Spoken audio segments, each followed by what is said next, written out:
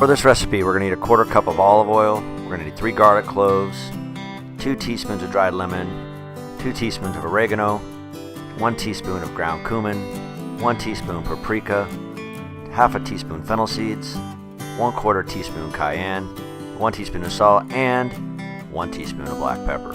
We're going to mix all these ingredients in the food processor until it's nice and in liquid form. Now the chickens. Now these are chickens that I actually raised on pasture. I got a link in the upper right hand corner for a complete review of the chicken tractor I use, and I recommend checking out John Soskovich's channel if you want to raise your own chickens on pasture. Now we're going to go ahead and cut out the backbone, and I try to use some cheap kitchen shears here, but the backbone of a chicken is extremely tough, and I actually break these kitchen shears. So I went to my game cleaning kit and got some industrial shears, and I went ahead and scored the meat first like I'm showing you here, and then it was a breeze to actually cut out the backbone.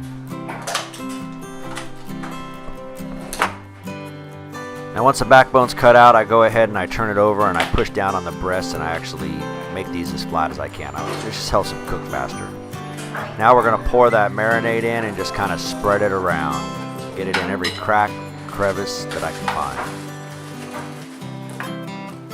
Now I actually like to stick it underneath the skin here, and the skin's kind of rough here, so I went ahead and used a knife and I cut it back a little bit, and I just scooped in a full of marinade, scooped a bit of that marinade and just stuck it in between the skin and the chicken itself. I next just go ahead and I cover it with some plastic wrap, and I actually put a layer of foil over it as well. Just try to minimize making a mess, and I stick it in the refrigerator for about 2 hours.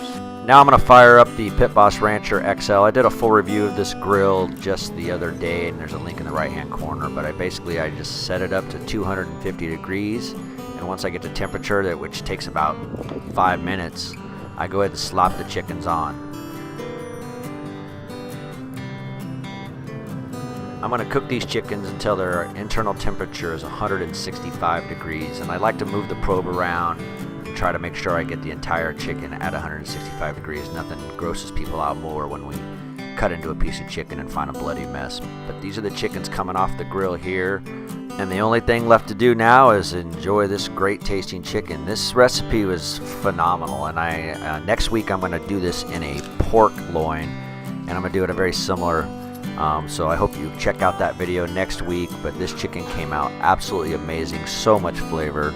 I just mixed it around in that marinade, and the chicken was extremely tender.